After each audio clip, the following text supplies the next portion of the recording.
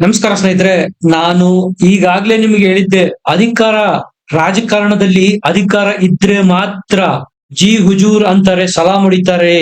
ಯಾವಾಗ ಅಧಿಕಾರ ಕಳೆದುಕೊಳ್ಳುವ ಸಮಯ ಬರುತ್ತೋ ಜೊತೆಗಿದ್ದವರೇ ಕೈ ಕೊಡ್ತಾರೆ. ಹೈಕೋರ್ಟ್ ಅಂತೂ ತನ್ನ ಸ್ಟ್ಯಾಂಡ್ ನ ಕ್ಲಿಯರ್ ಮಾಡಿದೆ. ರಾಜ್ಯಪಾಲರು ಕೊಟ್ಟಿರ್ತಕ್ಕಂಥ ಪ್ರಾಸಿಕ್ಯೂಷನ್ ನ ಅನುಮತಿನ ಎತ್ತಿ ಹಿಡಿದಿದೆ. ಈಗ ಸಿದ್ದರಾಮಯ್ಯನವರ ವಿರುದ್ಧ ದೂರು ದಾಖಲು ಮಾಡೋದಕ್ಕೆ ಯಾವುದೇ ಅಬ್ಸ್ಟಕಲ್ಸ್ ಇಲ್ಲ. ಈ ಆದೇಶದ ನಡುವೆ ಈಗ ಕೈಪಾಳೆಯದಲ್ಲಿ ದೊಡ್ಡದೊಂದು ಬೆಳವಣಿಗೆಯಾಗಿದೆ. ಡೆಲ್ಲಿಯಿಂದ ಮೆಸೇಜ್ ಮೇಲೆ ಮೆಸೇಜ್ಗಳು ಬರ್ತಾ ಇದಾವೆ. ಹೈಕಮಾಂಡ್ ಡೆಡ್ ಲೈನ್ ಕೊಟ್ಟಿದೆ, ಕೇವಲ 1 ದಿನದಲ್ಲೇ ನಿರ್ಣಯ ತೆಗೆದುಕೊಳ್ಳಿ ಅಂತ. ಈಗ ಪ್ರಭಾವಿ ಸಚಿವರು ಮತ್ತು ಶಾಸಕರುಗಳು ಸಿದ್ದರಾಮಯ್ಯನವರ ಬಳಿ ತೆರಳಿ ಮೀಟಿಂಗ್ ಮೇಲೆ ಮೀಟಿಂಗ್ ಮಾಡ್ತಾ ಇದ್ದಾರೆ. ಈ ಮೀಟಿಂಗ್ ಮಧ್ಯೆ ಪ್ರಭಾವಿ ಕಾಂಗ್ರೆಸ್ನ ಸಚಿವರ ನಡೆ ಇದೆಯಲ್ಲ, ಅದು ಎಲ್ಲರ ಅನುಮಾನಕ್ಕೆ ಕಾರಣ ಆಗ್ತಾ ಇದೆ. ಕೈಪಾಳಯದಲ್ಲಿ ಈ ಕ್ಷಣಕ್ಕೆ ಎಲ್ಲವೂ ಸರಿ ಇಲ್ಲ. ಹಾಗಾದ್ರೆ ಯಾರ ಸಚಿವರು, ಅವರ ನಡೆ ಏನು, ಹೈಕಮಾಂಡ್ ನಿಂದ ಬಂದಿರತಕ್ಕಂಥ ಸಂದೇಶವಾದ್ರೂ ಏನು, ಎಲ್ಲದರ ಬಗ್ಗೆ ಮಾಹಿತಿ ಕೊಡ್ತೀನಿ. ದಯಮಾಡಿ ನಮ್ಮ ಚಾನಲ್ ನ ಸಬ್ಸ್ಕ್ರೈಬ್ ಮಾಡಿ, ಅನಿಸಿಕೆ ಅಭಿಪ್ರಾಯಗಳನ್ನು ಕಮೆಂಟ್ ಮಾಡಿ ತಿಳಿಸಿ. ಸ್ನೇಹಿತರೆ, ನಾನ್ ನಿಮಗೆ ಅವಾಗ್ಲೇ ಹೇಳಿದ್ದೆ, ಅಭಿಷೇಕ್ ಮನೋಜ್ ಸಿಂಘ್ವಿ ಅಂತ ದುಬಾರಿ ಲಾಯರ್ನ ಇಡೋ ಬದಲು ಸಿದ್ದರಾಮಯ್ಯನವರು ನಮ್ಮ ಕರ್ನಾಟಕದವರೇ ಆದಂತ ಯಾವ್ದಾದ್ರೂ ಒಬ್ಬ ಲಾಯರ್ನ ನಂಬಿಕೊಂಡಿದ್ರು ಸಹ ಈ ಪರಿಸ್ಥಿತಿ ಬರ್ತಾ ಇರ್ಲಿಲ್ವೇನೋ. ಸಂಪುಟದ ಅಭಿಪ್ರಾಯ ಕೇಳ್ಬೇಕಿತ್ತು ರಾಜ್ಯಪಾಲರು ಅಂತ ಅಭಿಷೇಕ್ ಮನು ಸಿಂಘ್ವಿ ಹೇಳ್ತಾರೆ. ಆದ್ರೆ ಸಂಪುಟದ ಅಭಿಪ್ರಾಯ ಕೇಳೋದು ಬಿಡೋದು ರಾಜ್ಯಪಾಲರ ವಿವೇಚನೆಗೆ ಬಿಟ್ಟಿತ್ತು ಅನ್ನುವ ಸ್ಪಷ್ಟ ಅರಿವಿತ್ತು ಸಹ ಸಿಂಘ್ವಿ ಈ ತರದ ವಾದ ಮಾಡಿದ್ಯಾಕೆ? 17A ಅಡಿನಲ್ಲಿ ಖಾಸಗಿಯವರು ದೂರು ಕೊಡೋದಕ್ಕೆ ಬರೋದಿಲ್ಲ ಅನ್ನೋ ವಾದ ಸಹ ಮಾಡಿದ್ರು. ಆದ್ರೆ ಇದೇ 17A ಅಡಿಗೆ ಸಂಬಂಧಪಟ್ಟಂತ ಪ್ರಕರಣವೊಂದಕ್ಕೆ ಅದೇ ನ್ಯಾಯಮೂರ್ತಿಗಳು ಈ ಹಿಂದೆ ಸಹ ತೀರ್ಪನ್ನು ಕೊಟ್ಟಿದ್ದಾರೆ. ಹಾಗೇನಿಲ್ಲ, ಖಾಸಗಿಯವರು ದೂರು ಕೊಡಬಾರದು ಅಂತ ಏನು ಮೆನ್ಷನ್ ಮಾಡಿಲ್ವಲ್ಲ. 17 ಅಡಿನಲ್ಲಿ ಪೊಲೀಸರು ದೂರನ್ನು ದಾಖಲಿಸಿಕೊಳ್ಳಬಹುದು ಅಥವಾ ಪ್ರಾಸಿಕ್ಯೂಷನ್ಗೆ ಅನುಮತಿಯನ್ನು ಕೋರಬಹುದು.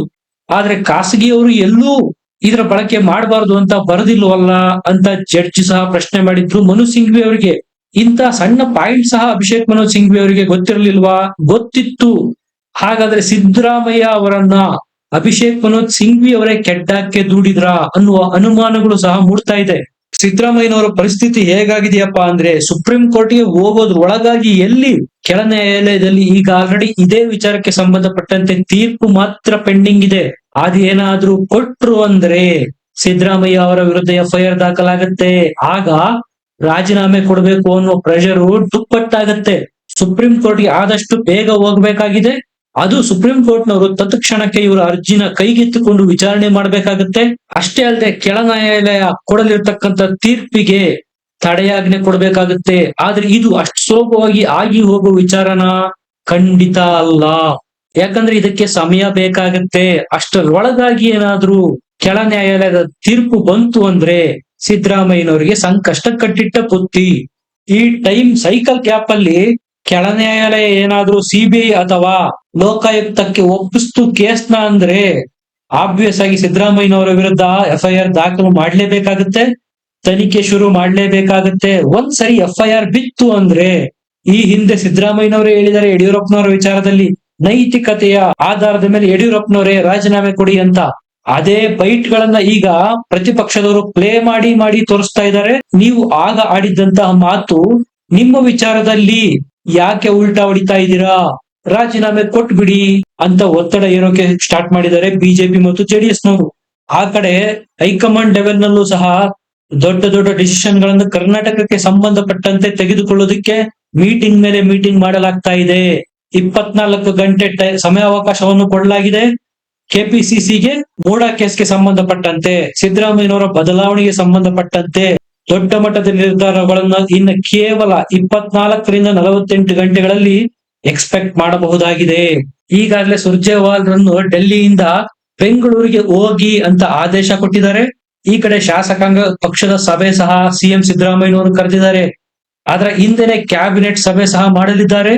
ಅದರಲ್ಲಿ ಮೂಡಾ ಹಗರಣಕ್ಕೆ ಸಂಬಂಧಪಟ್ಟಂತ ಪ್ರಾಸಿಕ್ಯೂಷನ್ಗೆ ಅನುಮತಿ ಸಿಕ್ಕಂತಹ ವಿಷಯಕ್ಕೆ ಸಂಬಂಧಪಟ್ಟಂತೆ ಏನು ಅವಕಾಶಗಳಿವೆ, ಮುಂದೆ ಕಾನೂನು ಹೋರಾಟ ಮಾಡಬೇಕಾಗತ್ತಾ? ಹಾಗಾದ್ರೆ ಸಿದ್ದರಾಮಯ್ಯನವರು CM ಆಗಿ ಇದ್ಕೊಂಡೇ ಹೋರಾಟ ಮಾಡೋದಾ ಅಥವಾ ಚೇರ್ ನಿಂದ ಇಳಿದು ತನಿಖೆಗೆ ಸಹಕಾರ ಕೊಡಬೇಕಾ? ಎಲ್ಲದರ ಬಗ್ಗೆ ಚರ್ಚೆ ಆಗ್ತಾ ಇದೆ ಕಾಂಗ್ರೆಸ್ ನಲ್ಲಿ. ಸುರ್ಜೇವಾಲಾ ಅವರು ಬೆಂಗಳೂರಿಗೆ ಬರ್ತಾ ಇರೋ ಉದ್ದೇಶನೇ ಅದು. ಶಾಸಕಾಂಗ ಸಭೆ ನಡೆಯುತ್ತೆ, ಅದರಲ್ಲಿ ಅವರು ಸಹ ಭಾಗವಹಿಸ್ತಾರೆ. ಅಲ್ಲಿ ಸಹಜವಾಗಿ CM ಬದಲಾವಣೆ ಆಗಬೇಕು ಅನ್ನುವ ಕೂಗು ಹೇಳೋದ್ರಲ್ಲಿ ಯಾವುದೇ ಆಶ್ಚರ್ಯ ಇಲ್ಲ. ಹಾಗಾದ್ರೆ ಮುಂದಿನ ಸಿಎಂ ಯಾರಾಗಬೇಕು ಅನ್ನುವ ಜನಮತ ಗಣ ಅಂದ್ರೆ ಪ್ರತಿಯೊಬ್ಬ ಶಾಸಕರನ್ನು ಒನ್ ಆನ್ ಒನ್ ಕೂರಿಸಿಕೊಂಡು ಸುರ್ಜೇವಾಲರು ಮುಂದಿನ ಆಯ್ಕೆ ಯಾರನ್ನ ಮಾಡೋದು ಅನ್ನುವುದರ ಬಗ್ಗೆ ಚರ್ಚೆಯನ್ನು ಸಹ ಮಾಡಲಿದ್ದಾರೆ. ನೀವೇ ನೋಡಿ, ಸಿದ್ದರಾಮಯ್ಯನವರು ಆ ಕಡೆ ಆಡಳಿತ ಮಾಡ್ಬೇಕಾ, ಈ ಕಡೆ ತಮ್ಮ ಕೇಸ್ಗಳ ವಿರುದ್ಧ ಲಡಾಯಿ ಮಾಡ್ಬೇಕಾ? ಈಗಾಗ್ಲೇ 2 ರಿಂದ 2.5 ತಿಂಗಳಾಗಿದೆ ಆಡಳಿತ ಯಂತ್ರ ಕುಸಿದು. ಎಲ್ಲೂ ನೋಡಿದ್ರು ಮೂಡಾ ಕೇಸು, ವಾಲ್ಮೀಕಿ ಹಗರಣ, ದರ್ಶನ್ ಪ್ರಕರಣದಂತಹ ಕೇಸ್ಗಳೇ ಚರ್ಚೆ ಆಗ್ತಾ ಇದೆ. ಇದು ಹೀಗೆ ಮುಂದುವರೆದ್ರೆ ಸರ್ಕಾರ ಆಡಳಿತ ಯಂತ್ರದ ಬಗ್ಗೆ ಗಮನ ಹರಿಸೋದಾದ್ರೂ ಹೇಗೆ? ಪ್ರತಿಪಕ್ಷಗಳು ಈಗಾಗ್ಲೇ ಪಂಚ ಗ್ಯಾರಂಟಿ ಫೇಲ್ಯೂರ್ ಆಗಿದೆ, ಒಂದೊಂದೇ ಗ್ಯಾರಂಟಿಗಳನ್ನು ನಿಲ್ಲಿಸ್ತಾ ಇದ್ದಾರೆ ಅನ್ನುವ ಆರೋಪಗಳನ್ನು ಮಾಡ್ತಾ ಇದ್ದಾರೆ. ಜನರಲ್ಲೂ ಸಹ ಗ್ಯಾರಂಟಿಗಳ ಬಗ್ಗೆ ನೆಗೆಟಿವ್ ಇಂಪ್ರೆಷನ್ ಮೂಡೋದಕ್ಕೆ ಶುರುವಾಗಿದೆ. ಇದು ಹೀಗೆ ಮುಂದುವರೆದ್ರೆ ಪಕ್ಷದ ವರ್ಚಸ್ಸಿಗೂ ಡ್ಯಾಮೇಜ್ ಆಗುತ್ತೆ. 2028ರ ವಿಧಾನಸಭಾ ಎಲೆಕ್ಷನ್ ಎದುರಿಸೋದಕ್ಕೆ ಕಷ್ಟ ಆಗುತ್ತೆ ಅನ್ನೋದು ಹೈಕಮಾಂಡ್ ಚಿಂತೆ ಮಾಡ್ತಾ ಇದೆ. ಸ್ನೇಹಿತರೆ, ಇದು ಕೇವಲ ಸಿದ್ದರಾಮಯ್ಯನವರಿಗೆ ಸಂಬಂಧಪಟ್ಟಿರ್ತಕ್ಕಂಥ ವಿಚಾರ ಮಾತ್ರ ಅಲ್ಲ, ಪಕ್ಷಕ್ಕೆ ಸಂಬಂಧಪಟ್ಟಿರೋದು. ಒಂದು ವೇಳೆ ಏನಾದ್ರೂ ಆಡಳಿತ ಯಂತ್ರ ಕುಸಿದು ಹೋದ್ರೆ ಸಹಜವಾಗಿಯೇ ಪ್ರತಿಪಕ್ಷದವರು ಕೈಕಟ್ಟಿ ಕೂರೋದಿಲ್ಲ, ಶಾಸಕರನ್ನು ಸೆಳೆಯೋದಕ್ಕೆ ಪ್ರಯತ್ನ ಮಾಡ್ತಾರೆ. ಆ ಮೂಲಕ ಸರ್ಕಾರನ ಕೆಡವುವುದಕ್ಕೂ ಸಹ ಕೈ ಹಾಕಿದ್ರು ಯಾವುದೇ ಆಶ್ಚರ್ಯ ಇಲ್ಲ. ಹಾಗಾಗಿ ಹೈಕಮಾಂಡ್ ಇದಕ್ಕೆ ಫುಲ್ ಸ್ಟಾಪ್ ಇಡಬೇಕು ಅಂದ್ರೆ ಸಿದ್ದರಾಮಯ್ಯ ಅವರನ್ನು ಸಿಎಂ ಸ್ಥಾನದಿಂದ ಇಳಿಸೋದಕ್ಕೂ ಹಿಂದು ಮುಂದೆ ನೋಡುವುದಿಲ್ಲ ಅನ್ನುವ ಚರ್ಚೆಗಳು ಈಗ ಕಮಾಂಡ್ ಡೆಲ್ಲಿಯ ಮಟ್ಟದಲ್ಲಿ ಕೇಳಿ ಬರ್ತಾ ಇದೆ. ನೀವೇ ನೋಡಿ, ತೀರ್ಪು ಬರ್ತಾ ಇದ್ದ ಹಾಗೆ ಆ ಕಡೆ ಪರಮೇಶ್ವರ್ ಅವರು ಯಾರ ಕೈಗೂ ಸಿಗ್ತಾ ಇಲ್ಲ. ಹೆಚ್ಚು ಕಡಿಮೆ ಅಜ್ಞಾತ ಸ್ಥಳದಲ್ಲಿ ಅಜ್ಞಾತವಾಗಿ ಹೋಗಿದ್ದಾರೆ. ಸಹಜವಾಗಿ ಅವರು ಸಹ ಸಿಎಂ ನ ಆಕಾಂಕ್ಷಿ. ಹೆಚ್ಚು ಸಮಯ ಅಸ್ಥಿರತೆಗೆ ಅವಕಾಶ ಮಾಡಿಕೊಟ್ರೆ ಪಕ್ಷದ ಒಳಗಿನಿಂದಲೇ ಗೊಂದಲ ಸೃಷ್ಟಿಯಾಗುತ್ತೆ, ಅಸಮಾಧಾನ ಭುಗಿಲೇಳುವುದು ಬಹಳ ಸಮಯ ಹಿಡಿಯೋದಿಲ್ಲ ಅನ್ನೋದು ಹೈಕಮಾಂಡ್ ಲೆಕ್ಕಾಚಾರ. ಸಿಎಂ ನಿವಾಸಕ್ಕೆ ತೀರ್ಪು ಬಂದ ಹಿನ್ನೆಲೆಯಲ್ಲಿ ಸಿದ್ದರಾಮಯ್ಯನವರ ಮನೆಗೆ ಸಾಕಷ್ಟು ಸಚಿವರುಗಳು ಮತ್ತು ಶಾಸಕರು ಭೇಟಿ ಮಾಡಿದ್ದಾರೆ. ಆದ್ರೆ ಡಾಕ್ಟರ್ ಜಿ ಪರಮೇಶ್ವರ್ ಅವರೇ ಇದುವರೆಗೂ ಬಂದಿಲ್ಲ. ಅವರು ಎಲ್ಲಿದ್ದಾರೆ ಅಂತಾನೂ ಗೊತ್ತಿಲ್ಲ. ಸ್ನೇಹಿತರೆ, ಇದು ಕೇವಲ ಮೂಡ ಪ್ರಕರಣಕ್ಕೆ ಸಂಬಂಧಪಟ್ಟಿದ್ದಾಯ್ತು. ಇನ್ನೂ ಇದೆ ವಾಲ್ಮೀಕಿ. ಆ ವಾಲ್ಮೀಕಿನಲ್ಲಂತೂ ಈಗ ಆಲ್ರೆಡಿ ಇಡಿ ಅವರು ಚಾರ್ಜ್ ಶೀಟ್ ಹಾಕಾಗಿದೆ. ಅದರಲ್ಲೂ ರಾಜ್ಯಪಾಲರು ಕೈಯಾಡಿಸೋ ಎಲ್ಲ ಸಾಧ್ಯತೆಗಳಿದಾವೆ. ಅಷ್ಟೇ ಅಲ್ಲದೆ ಅರ್ಕಾವತಿ ರೀಡು ಪ್ರಕರಣ ಸಹ ಸಿಎಂ ಸಿದ್ದರಾಮಯ್ಯನವರ ಮೇಲೆ ತೂಗುಗತ್ತಿ ತೂಗ್ತಾ ಇದೆ. ಪಂಪಣ್ಣ ವರದಿಯನ್ನು ಕೇಳಿ ರಾಜ್ಯಪಾಲರು ಸರ್ಕಾರದ ಮುಖ್ಯ ಕಾರ್ಯದರ್ಶಿ ಶಾಲಿನಿ ರಜನೀಶ್ ಅವರಿಗೆ ಪತ್ರ ಸಹ ಬರೆದು ಕ್ಲಾಸ್ ತೆಗೆದುಕೊಂಡಿದ್ದಾರೆ. ಬ್ಯಾಕ್ ಟು ಬ್ಯಾಕ್ ಪ್ರಾಸಿಕ್ಯೂಷನ್ ಗಳಿಗೆ ಅನುಮತಿ ಕೊಡೋದಕ್ಕೆ ರಾಜ್ಯಪಾಲರುಗಳು ಮತ್ತೆ 2 ಕೇಸ್ಗಳಲ್ಲಿ ತಯಾರಿ ಮಾಡಿದ್ದಾರೆ. ಒಂದು ಸಿದ್ಧಾರ್ಥ ಟ್ರಸ್ಟ್ ಕೆಎಡಿಬಿ ಮಂಜೂರು ಮಾಡಿರ್ತಕ್ಕಂತಹ ಜಮೀನಿಗೆ ಸಂಬಂಧಪಟ್ಟಿದ್ದು, ಮತ್ತೊಂದು ವೈದ್ಯಕೀಯ ಶಿಕ್ಷಣ ಸಚಿವರಿಗೆ ಸಂಬಂಧಪಟ್ಟಿರ್ತಕ್ಕಂತಹ ಕೇಸು. ಅದೇನೋ ಅಂತಾರಲ್ಲ, ಬಂದ್ರೆ ಒಂದರ ಹಿಂದೆ ಒಂದಂತೆ ಅಪಶಕನಗಳು ಬರುತ್ತೆ ಅನ್ನೋದಕ್ಕೆ ಇದು ಒಂದು ಎಕ್ಸಾಂಪಲ್ ಅಂದ್ರೂ ತಪ್ಪಾಗ್ಲಿಕ್ಕಿಲ್ಲ. ಈಗ ಸಿದ್ದರಾಮಯ್ಯನವರ ಬಳಿ ಇರ್ತಕ್ಕಂಥ ಒಂದು ಆಪ್ಷನ್ ಏನಪ್ಪಾ ಅಂದ್ರೆ, ಸಹಜವಾಗಿ ಅವರು ಸುಪ್ರೀಂ ಕೋರ್ಟ್ಗೆ ಈಗ ಹೋಗ್ತಾರೆ. ಸುಪ್ರೀಂ ಕೋರ್ಟ್ ನಲ್ಲಿ ಕೇಳ್ಕೊಳ್ಬಹುದು. ಈ ವಿವಾದ ಸುಪ್ರೀಂ ಕೋರ್ಟ್ ನಲ್ಲಿ ಇರೋದು ಜನಪ್ರತಿನಿಧಿಗಳ ವಿಶೇಷ ನ್ಯಾಯಾಲಯದಲ್ಲಿ ಇದಕ್ಕೆ ಸಂಬಂಧಪಟ್ಟಂತೆ ತೀರ್ಪು ಪೆಂಡಿಂಗ್ ಇದೆ. ದಯಮಾಡಿ ನೀವು ಅದಕ್ಕೆ ತಡೆಯಾಜ್ಞೆ ಕೊಡಬೇಕು. ಯಾಕಂದ್ರೆ ಸುಪ್ರೀಂ ಕೋರ್ಟ್ ನಲ್ಲಿ ವಾದ ವಿವಾದ ಕಂಪ್ಲೀಟ್ ಆಗುವವರೆಗೂ ತಡೆಯಾಜ್ಞೆ ಕೊಡಬೇಕು ಅಂತ ಸಿದ್ದರಾಮಯ್ಯನವರು ಕೇಳಿಕೊಳ್ಳಬಹುದು.